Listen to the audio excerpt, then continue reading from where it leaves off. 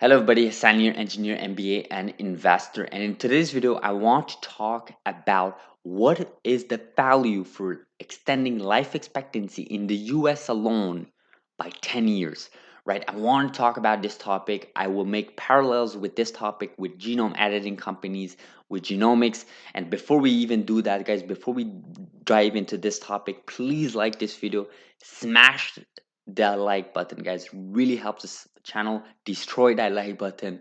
If you haven't subscribed, guys, what are you waiting for? Join this community. Really helps this channel. And if you have any feedback, comments, and input of this video, leave it in the comments below. We try to read every single comment. So what I want to talk about is the legendary professor David A. Sinclair, right? And this is a researcher, this is a scientist. He's been on several podcasts, including Joe Rogan's podcast.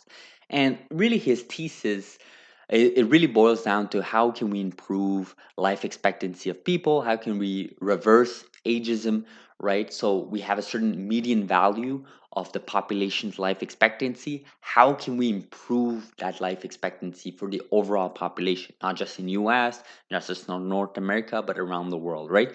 But for this specific tweet from Dr. David A. Sinclair is that he basically asked the public, what is the value if metformin, right, which is a drug that is used to treat type 2 diabetes, if metformin actually delays aging and extends healthy life by 2.6 years, right? He tweets that, okay, but most importantly, really, he goes on to actually tweet that if life expectancy increases 10 years, the value in an astounding could be 367 US trillion dollars, guys. This is a huge figure, okay? This is just in US, and this is actually based and computed from their research paper from Dr. David A. Sinclair and his team that we'll be looking at. It was published on nature.com, which is obviously a prestigious uh, scientific platform for all researchers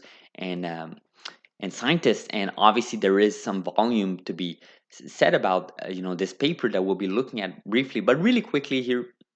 He Dr. A. Sinclair, he linked this paper just below his first tweet, and where he talks about metformin, and they talk about how there are some clinical trials as we speak going to prove that metformin actually can delay aging in animals, including humans, and really increase life expectancy. Now, obviously, this drug was meant to be something else. It is FDA approved for type 2 diabetes patients, so this isn't some a weird drug that no one knows about. It's just that we found now in several clinical trials, we have some data to prove that this could actually reduce aging and increase life expectancy. But really, the thesis here is how can you improve life expectancy for the overall population? And the first step there is to reduce these diseases like dementia, cancers, Alzheimer's, diabetes, all these diseases, cardiovascular diseases. If you can reduce those diseases, then ultimately you can increase life expectancy. So I think some of you are starting to see the parallels here with genome editing companies, with just genomics companies in general, right? What is the value can you give to companies that are trying to tackle the problem, how to extend life expectancy of individuals around the world, right? What is the value you can assign to those companies? So that's the big question of this video, right? And this paper here, again, that's the paper from David A. Sinclair. And again, I will definitely not bore you guys with the whole paper. That's not the goal of this video. But I'll just grab a few points, a few key takeaways here. And in this paper, they basically showed that slowdown in aging and increase by life expectancy by only 1 year, guys, it is worth 38 trillion US dollars, right? And by 10 years, it'll be worth 367 US dollars, trillion. That's a big figure, guys. This is no joke. This is a big figure. Okay, even big tech companies are not even worth a fraction of that number, right? And ultimately, the more progress that is made by improving how we age, the greater the value of further improvements, right? And actually, that's pretty a good statement to be made there, because the whole goal of extending life expectancy is that you have more time in this world, right? You can have more time for your passions, more time for your activities, more time with your family and friends, relationships, more time to really produce great things, and to make amazing things, right?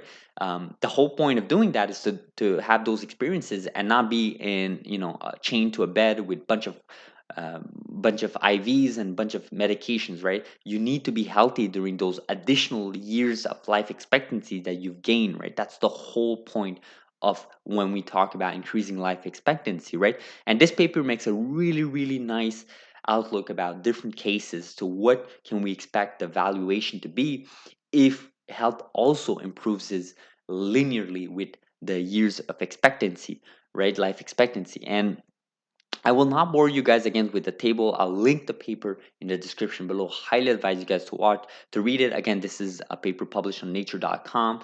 I know some of you don't really think there's a difference between nature.com and other journals, but it does matter. Okay, this is a prestigious platform. It's read by many, many scientists, many researchers, including me.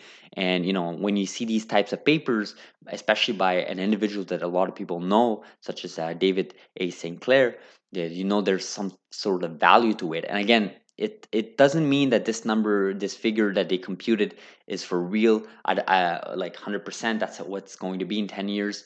But it's food for thought, right? It makes you think. And again, 10 years, guys, it may seem a long time, but it's really not in the grand scheme of things.